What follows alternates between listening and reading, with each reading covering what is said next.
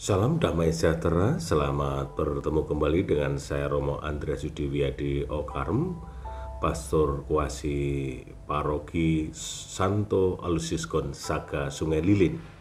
Saat ini saya akan membacakan surat Gembala Keuskupan Agung Palembang dalam rangka Hari Orang Muda Sedunia 2021 dengan judul Orang Muda Menghidupi Dunia.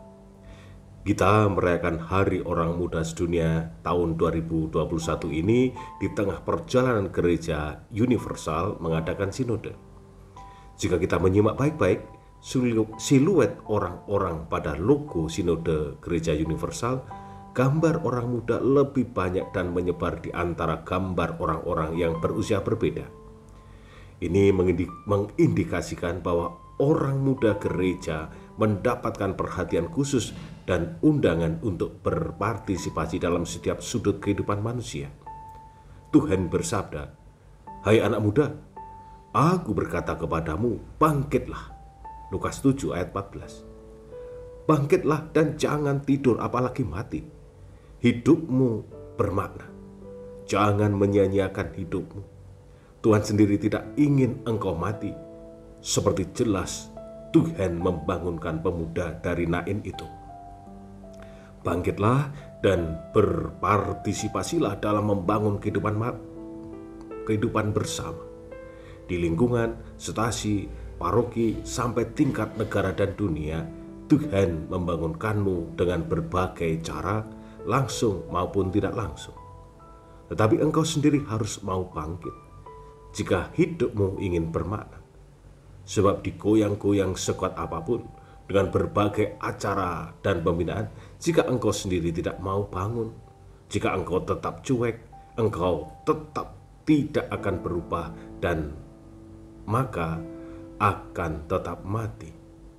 Saya sungguh yakin, jika kaum muda gereja baik di paroki maupun di stasi aktif dan sering mengadakan kegiatan-kegiatan bersama, gereja kita akan hidup.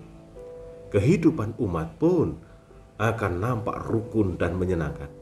Itu adalah sinyal bahwa kaum muda di paroki atau stasi itu mempunyai kehidupan kerohanian dan moral yang baik. Tetapi bukan hanya itu. Apa yang dihidupi oleh kaum muda adalah sekaligus sinyal bahwa kehidupan iman dan moral umat paroki atau stasi itu juga baik. Masih lebih jauh lagi, ada kehidupan penuh kedamaian dan persaudaraan di antara umat, saling mengenal dan memiliki solidaritas tinggi, dan akhirnya mereka akan bangga sebagai orang Katolik. Semua itu ada di pundak kaum muda. Kaum muda gereja, bangkitlah.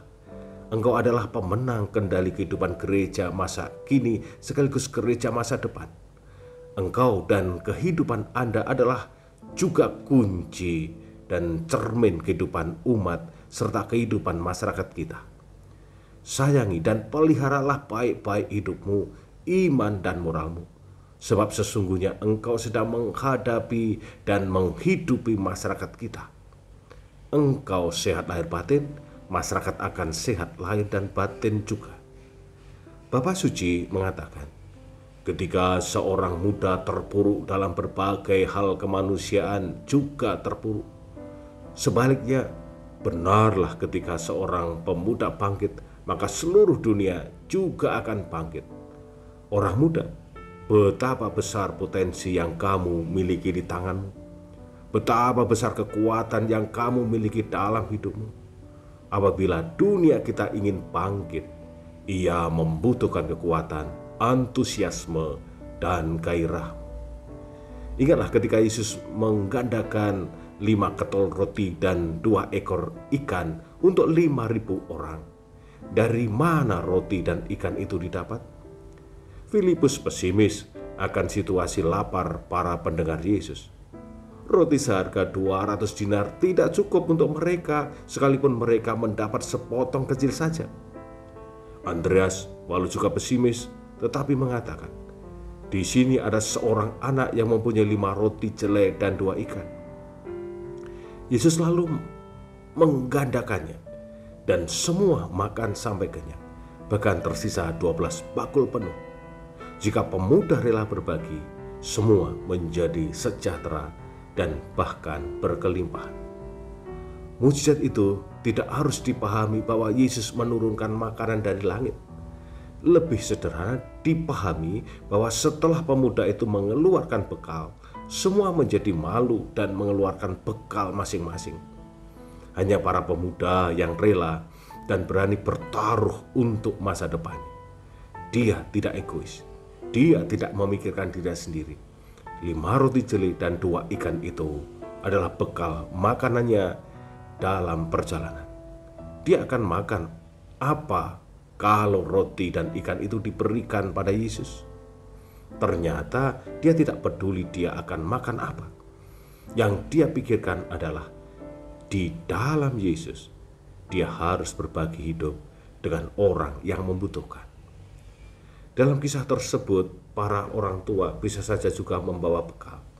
Namun mereka tidak mau mengeluarkan dan berbagi dengan orang lain. Mereka memikirkan dirinya dan keluarga serta anak-anak mereka. Para orang tua dimanapun memikirkan kesejahteraan keluarganya. Mereka bahkan sering harus mengumpulkan sebanyak-banyaknya untuk diri dan keluarganya. Itu tidak salah. Yang salah adalah mentalitas kemapanan dengan membangun lumbung tanpa peduli dengan tetangga kiri kanan. Pemuda yang tidak mementingkan diri sendiri menghidupi dan menyelamatkan masyarakat dan bangsanya. Ingatlah bahwa engkau adalah murid-murid Kristus. Kita tahu Kristus memulai gerejanya ini hanya dengan 12 orang rasul. Keuskupan kita pastilah mempunyai ribuan pemuda-pemudi. Kita sungguh luar biasa. Kita pasti akan bisa berbuat banyak, baik untuk gereja kita maupun untuk masyarakat kita. Yesus mengembalikan pemuda Nain yang dihidupkan olehnya kepada ibunya. Saya yakin Yesus menyerahkan pemuda itu kepada ibunya memakai kata-kata walaupun Injil tidak mencatatnya. Ingat kata-kata Yesus di atas salib? Kepada Yohanes, rasul yang paling muda, Yesus berkata, "Inilah ibu." Dan kepada Maria, dia berkata, "Itulah anakmu." Saya juga ingin mengembalikan Anda kaum muda kepada Bunda Gereja. Gereja adalah tempat engkau lahir sebagai murid-murid Yesus. Kepadamu saya ingin mengulangi kata-kata Yesus, "Lihatlah gerejamu, itulah ibumu." Jaga dan cintailah ibumu. Jangan tinggalkan dia. Sesederhana bagaimanapun, seorang ibu adalah tetap seorang ibu. Gereja yang adalah ibumu sangat menyayangimu. Tetaplah dalam pangkuan ibumu, gerejamu, baik secara fisik maupun secara spiritual. Sebab jika engkau meninggalkan ibumu, baik secara fisik apalagi spiritual, hidupmu tidak akan tentram. Secara fisik maksudnya jangan nyebrang kemana-mana, jangan lompat pagar. Lahir dalam gereja, menikah dalam gereja, memelihara keluarga dalam gereja, meninggal dalam pangkuan gereja. Aktiflah ambil bagian dalam kegiatan-kegiatan gereja. Secara spiritual, jangan meninggalkan Tuhan dan ajarannya melalui gerejanya. Setialah pada Tuhan yang telah menebusmu. Jadilah pemuda-pemudi yang membanggakan keluarga dan gereja karena engkau hidup benar, suci, adil, dan jujur, penuh semangat dan pantang putus asa, anti narkoba, anti free sex, anti korupsi, anti mencuri dan merampok, anti jalan pintas dan main serobot. Yesus akan sangat bangga jika kaum muda memiliki iman yang sangat teguh kepadanya. Kaum muda yang terkasih, engkau harus tahu hal-hal ini. Sebagian besar panitia Kongres Sumpah Pemuda 1928 adalah orang muda Katolik. Ignatius Slamet Riyadi adalah salah satu penggagas berdirinya Kopassus. Kita mempunyai pahlawan di setiap matra. Ignatius Slamet Riyadi darat, Komisaris Yos Sudarso laut, Adi Sucipto udara. Orang muda Katolik adalah orang-orang yang memiliki mentalitas juang untuk kebaikan bersama. Kalau kita yang sedikit ini berani memulai, kita akan dapat mempengaruhi Indonesia yang besar. Harus ada yang memulai untuk Indonesia yang bermartabat, Mari mulai dari diri kita.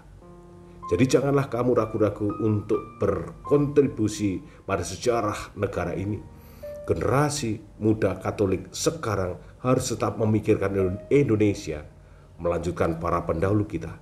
Kita harus tetap bangga menjadi bangsa Indonesia. Negeri ini tidak pantas hanya dijadikan tanah jarahan oleh para koruptor. Anda sekalian bisa membangunnya menjadi negeri dan bangsa yang bermartabat. Terakhir, secara khusus saya ingin menyapa para romo, suster, dan frater serta bruder. Pilihan hidupmu adalah kebanggaan gereja. Anda juga kebanggaan kaum muda. Mereka melihatmu sebagai teladan dalam iman dan kehidupan. Jadilah tetap sebagai teladan dalam bersaksi mengenai kebenaran dan keselamatan. Kaum muda yang terkasih, jika engkau hidup benar, engkau telah bersaksi kepada dunia bahwa engkau adalah murid-murid Kristus. Palembang, 28 Oktober 2021, Monsinyur Yohanes Harun Yuwono, Uskup Keuskupan Agung Palembang. Tuhan Yesus memberkatimu. Amin.